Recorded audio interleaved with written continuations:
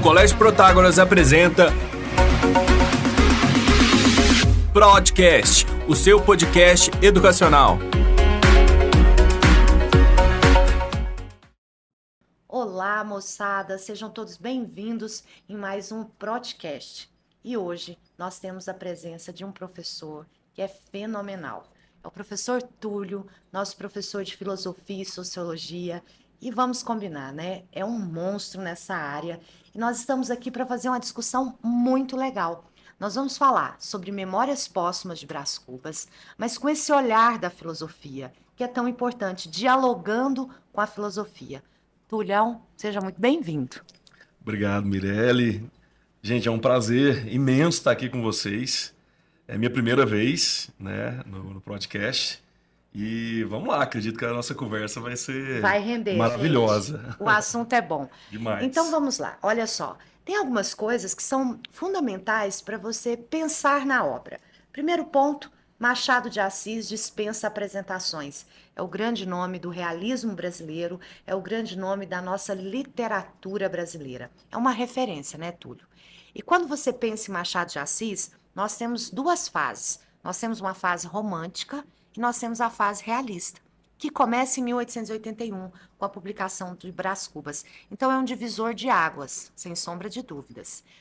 E já com esse olhar de desilusão, de pessimismo, porque se é uma obra realista, ela se propõe ser o oposto do romântico. Então, se o romântico viu o mundo com os olhos da idealização, o realista dispensa esse olhar, é o olhar da razão. E ele já começa, eu falo que é uma obra que já começa provocando o leitor, porque na dedicatória ele vai dizer o seguinte: dedico esta obra aos primeiros vermes que corroeram a minha fria carne. Eu sempre falo para os alunos, meu Deus, será que ele não tem um parente, um amigo para dedicar, um vizinho? Um ente Não, querido, um né? ente querido? Não. Eu dedico aos vermes que corroeram a minha fria carne. Acho que a gente já pode partir daí, o pessimismo dessa dedicatória. Demais. Eu acredito que assim, essa dedicatória ela já rende teses de doutorado, né? Ela já é algo que eu me pergunto muito sobre, como você colocou, Mirelle, o contexto histórico, né? Eu acho que para a época, eu imagino que para gente que já está acostumado com tanta mudança no sentido artístico, né? De inovação e tudo mais, mas para a época, né? A gente está falando aí de final do século XIX, deve ter sido muito impactante, né? A forma como é exposto. E essa dedicatória, ela coloca, como você disse, um pessimismo que a gente percebe ao longo da obra irreversível, né? Irreversível. Inegociável, né? Já chega dizendo a que veio, né? Demais. E eu acredito que uma das questões que a gente pode pensar, né? Que como ele é um defunto que tá escrevendo... É um defunto autor, né? Um defunto autor que está escrevendo pra gente, uma coisa que ele já tá livre, vamos colocar assim, é de qualquer tipo de amarra social. Porque ele já Julgamento morreu. social. Isso. Ele já morreu, ele não tem compromisso, talvez ali com certa cordialidade, né, com aquela coisa calorosa que a gente conhece na nossa cultura.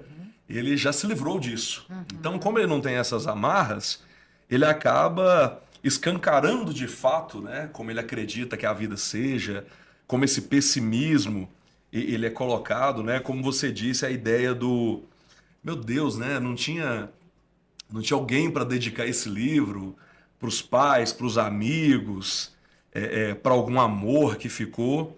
Não, ele dedica aos vermes, né, que devoram a sua carne.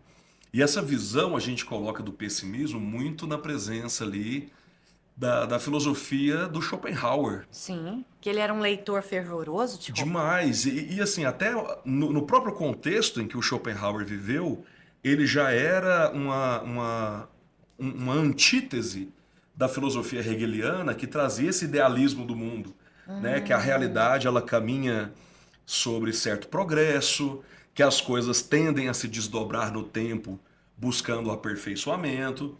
E o Schopenhauer ele tinha uma rixa com Hegel em vida, né, a ponto dos dois marcarem cursos ao mesmo tempo, né? Se o Hegel marcasse, olha, na sexta-feira, às 15 eu vou dar um curso lá sobre idealismo. O Schopenhauer marcava um curso às sexta, às 15 horas, mas para trazer esse balde de água fria no seu ouvinte ali com essa visão pessimista, né? Que ele coloca como totalmente realista. E o Schopenhauer traz muito essa ideia de como a vida funciona, né? Ele insiste na obra dele, tem uma obra gigantesca, mas uma discussão que ele coloca, né, que é o mundo como vontade, como representação, em 2 tomos, cada um aí de mais ou menos 800 páginas, ele vai entrar na discussão de que a vida ela é governada pela ânsia de ter e pelo tédio de possuir, E né? o tédio de possuir. Então, assim, nessa vida que a gente busca,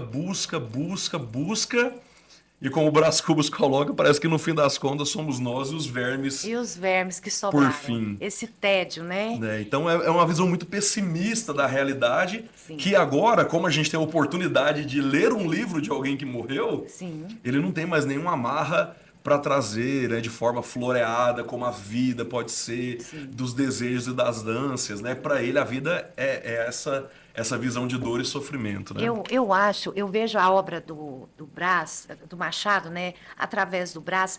O Brás, ele é um cínico personagem, né? Ele é um cafajeste, maravilhoso cafajeste, meus alunos. Mas ele é.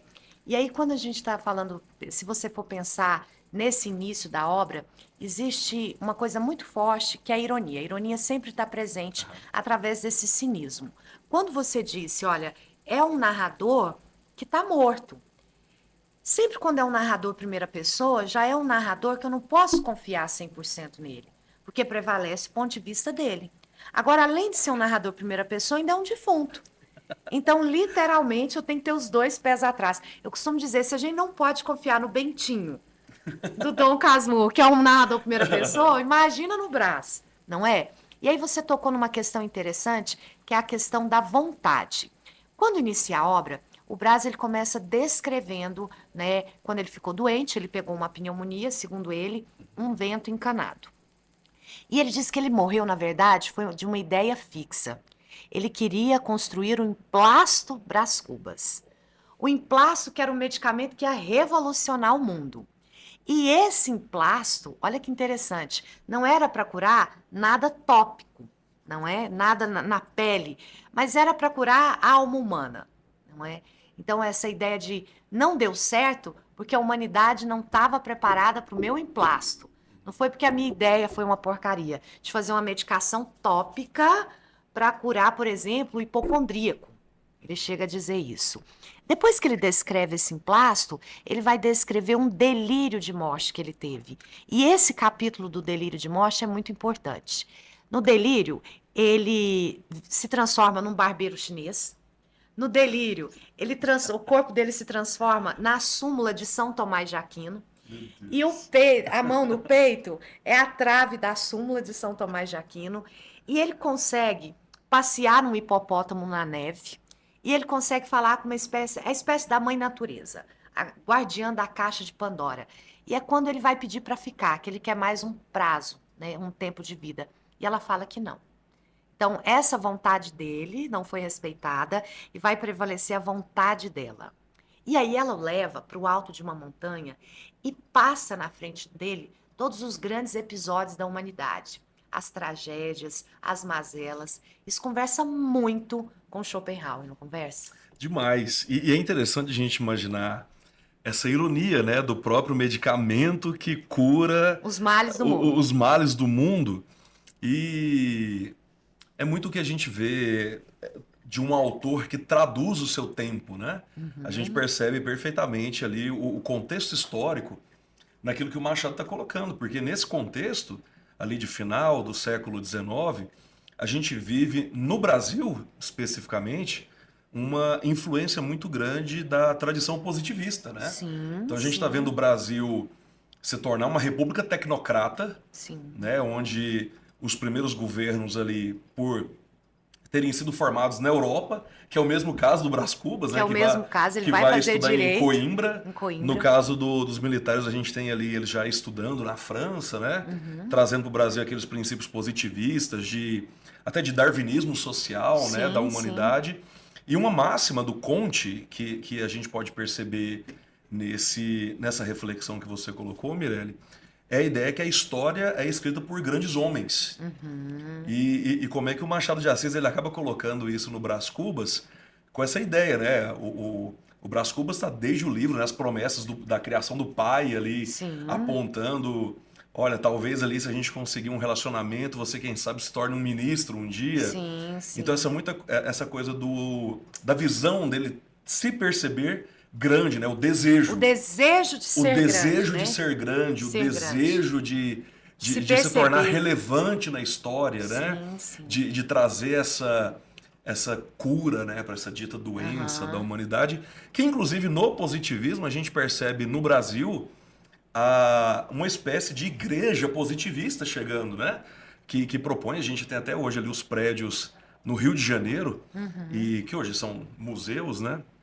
Mas que a gente vê essa ideia das pessoas que vão lá frequentar para ter noção da religião da humanidade, né? De uma religião que engrandece o espírito humano, que eles vão lá para ler livros científicos, como forma ali de elevação desse espírito, aí no espírito não no sentido teológico da coisa, mas intelectual, né? Elevar o espírito humano nessa intelectualidade, que é esse desejo nesse primeiro momento que ele expressa muito bem, dessa vida grandiosa que ele está buscando e que a gente acaba vendo que no fim das contas ele quase que uma carta ali escrita por Salomão de que tudo é vaidade Tudo no é fim vaidade. das contas, né? Eu costumo dizer que o Brás, ele é uma grande furada. Porque o pai queria muito dele, o pai esperava muito dele. Quando o pai manda ele para a Europa, ele vai fazer tudo, Túlio, menos estudar de fato. Ele fala que ele frequentava todas as festinhas, orgias, bacanais, mas estudar que é bom nada. Tanto é que quando ele se forma, ele fala uma frase que eu acho muito legal. A ideia que ele vai trabalhar é assim: a ciência do direito não deve ser muito séria, não, porque até eu me formei. Sabe? Então, assim, ele é uma grande Cínico. furada. Ele é um cínico. Cínico. Ele tinha. É num contexto social que ele é um representante dessa burguesia. E essa burguesia queria muito dar certo. Tem esse espírito, né, de enaltecer. Superior, né? Não é? E a gente percebe nas atitudes que o Brás é um cara mesquinho, que o Brás é um cara pequeno. A necessidade de se fazer propaganda, né? Propagandear é tão grande que tem um momento que ele fala assim: leitor, eu não vou te contar que eu fui pro lado da filantropia. Eu não vou te contar que eu visitava os doentes da Santa Casa. Eu não vou te contar que eu ajudava a Santa Casa. Sabe aquela coisa bíblica, o que a mão direita faz, a esquerda não precisa saber? Eu não vou te contar, mas ele está contando. Então tem essa necessidade do auto-enaltecimento dessa propaganda, Essa né? promoção, Essa né? promoção que tem muito a ver com o contexto. É sim uma desilusão, um olhar desiludido do Machado em relação à burguesia do seu tempo. Porque o Machado ele faz uma leitura dessa burguesia, por mais que Machado não tenha vindo de um berço burguês, né? Pelo contrário, ele se insere nessa burguesia e ele tem todo esse olhar. A intenção dele, Túlio, é mostrar para a sociedade aquilo que todo mundo sabe que existe, mas que ninguém vê. Então tem alguns pontos que são relevantes que eu acho que vale também a pena a gente discutir. Ele fala do amor e ele fala do casamento. O amor é visto como um interesse, uma relação de interesse. O amor e outros sentimentos, como a amizade com Quincas Borba, são subordinados ao interesse social. Então, o amor e outros sentimentos subordinados ao interesse social. E o casamento, visto como um contrato para manutenção das aparências. Tanto é que tem um momento que ele tem um caso, uma mulher casada, que é a Virgília, esposa do Lobo Neves, e ele chega a propor para ela: vamos fugir, vamos embora, a gente pode viver bem em qualquer lugar. Ela fala: não, eu sou uma mulher casada. Você, né, por favor. Tá naquela condição. Dá mas eu seu tenho- respeito, né? Eu tenho um nome a zelar. Então vamos pensar por esse viés do pessimismo, o aspecto do amor e do casamento e a relação disso com o século XIX? Eu acho que um exemplo que a gente pode colocar, e daí assim, eu não tenho certeza se existe essa influência na escrita do Machado, mas não é de se duvidar, porque a gente está falando de um escritor muito erudito, que é uma visão que é colocada a partir do humanismo renascentista, que a gente percebe na obra do Maquiavel, né? o Maquiavel, quando ele traz o realismo político, ele fala, olha, né, vamos fugir dessa visão ali dos utopistas, né, do Thomas More, do Campanella, do Francis Bacon, e vamos tratar a política como ela é. E a forma como ela é fria. Então ele fala muito, olha, ele escrevendo pro Médici, né? Mais importante que ter ou ser é É parecer. parecer. Então Aparentar. lembre-se que é tudo um jogo de aparências. Então, no caso aqui do Brás Cubas, a gente percebe isso o tempo O todo, tempo todo. né? Essa necessidade de mostrar que é um grande homem, né? Essa visão do casamento reduzida a uma A um contrato. instituição de interesse, né? A um Sim, contrato há um social. contrato social. Então, quais são as vantagens de ser um homem casado? Né? Quais são as vantagens da Virgília permanecer num casamento e numa relação extraconjugal, né? Extraconjugal. Como é que a sociedade daquela época enxergava para isso? E como você disse, você está colocando algo que era cotidiano deles, Natural. mas que ninguém deixava isso escancarado, né? Sim, O que o Machado de Assis está fazendo no fim das contas é escancarando ali, né, a realidade social de forma cínica, de forma irônica. E de alguma forma, quando você estava falando aí sobre o Brás Cubas, por que não de forma patética? Patética, porque ele beira o De patético. forma totalmente patética. Sim, Porque como a ordem ela é interessante, até estava falando para Mirelle antes da gente começar a conversar, se você lê de forma desatenta, você se perde um pouco pela complexidade da escrita, mas você já vê que começou mal. Que já começou errado. Porque começou pelo fim que terminou Pelo mal, fim. né? E ele diz que ele é tão cínico, tudo, que ele fala assim, que essa é a grande diferença do livro dele e do Pentateuco da Bíblia. Né? Então, assim, meu texto é muito parecido, mas a grande diferença é que eu começo pelo final, não é? Então, beira o Ele já patético. começou pelo apocalipse, né? Pelo Apocalipse, caos. pelo caos. Pelo fim. Pelo caos. E quando você fala da construção do texto, dessa dificuldade da leitura, o Machado ele inova em alguns aspectos. Ele traz um microcapítulo. Essa obra tem 160 capítulos, capítulos curtos, outros um pouco maiores e irregulares. E ele trabalha, ele começa já, e isso eu acho muito legal, que já é uma visão à frente, né? É a questão do fluxo de consciência. Porque como é memórias, eu narro de acordo com aquilo que vem. Então vai ser uma narrativa como o fluxo de um rio. Está indo embora e de acordo com o que vem à minha cabeça eu vou narrando. Isso dificulta a compreensão do leitor. Então é o caos da vida, é o caos discursivo, é o caos dentro do caos, a obra. E Né? é interessante a gente imaginar uma outra possível influência que a gente percebe, que tanto, além do Schopenhauer, o próprio Nietzsche tem uma escrita, né, de aforismas, de ideias fechadas nesses trechos, que é meio assim, no caso do Nietzsche, em alguns casos, ele não tem muito plano, né? Ele senta, reflete e escreve. Então a gente pode imaginar que o Brás Cubas foi mais ou menos dessa forma, né? Dessa forma. Ele ia lembrando e ao passo que ele vai lembrando, ele vai colocando falando. no Ele vai papel, né? colocando Vai no papel. anotando. Faz Então muito sentido. é muito isso, que tá na beleza da obra também, né? Sim, na Essa construção. ideia é a mesma coisa, a gente está conversando aqui e falou, olha, nossa, a partir do que você falou, me lembrei, Vem isso me um gancho. remete a tantas outras coisas e a gente vai dialogando, né? Ótimo. Tem uma coisa que eu acho que também vale a pena a gente pensar, são nas mulheres machadianas. Eu acho que é um assunto que rende muito, né? Aham. Se a gente pensar da grande mulher machadiana que é a Capitu e de muitas que renderam até a Capitu. A Virgília, que é esse símbolo mesmo dessa representante da burguesia, mas o Brás ele teve alguns amores, assim. Virgília, Marcela, o primeiro amor, que era uma cortesã, Aham. uma prostituta de luxo. Depois, quando ele volta de Coimbra, ele conhece Eugênia, que era linda, mas era coxa. E ele vai trabalhar com grande ironia a ideia do por que bonita que se coxa, por que coxa se bonita. Ele vai ficar em cima disso. Não deu certo, Túlio. Nada dá certo no Brás, nem os amores do Brás, né? Então, esse pessimismo que está olhando para as relações humanas, a gente pode particularizar para as relações de afeto. É como se o Brás ele não tivesse proposto a ir a fundo em lugar nenhum, com ninguém. é raso, é As superficial, relações rasas, né? não é? E é interessante porque se a gente pensar esse materialismo do século XIX, da segunda metade do século XIX, literalmente não está muito interessado ao sentimento, né? Ao aprofundamento romântico, não é essa pegada, né, Túlio? Não transcende, Não né? transcende. Além do que é vivido, né?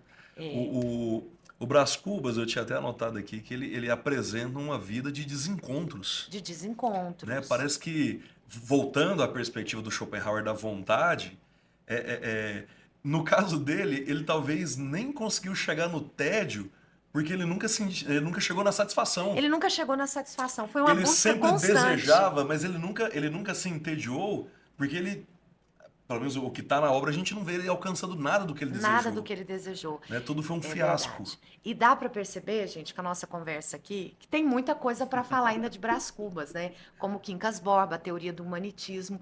Só que isso, eu e o Túlio, nós vamos nos encontrar num próximo episódio. E eu espero encontrar vocês por lá também.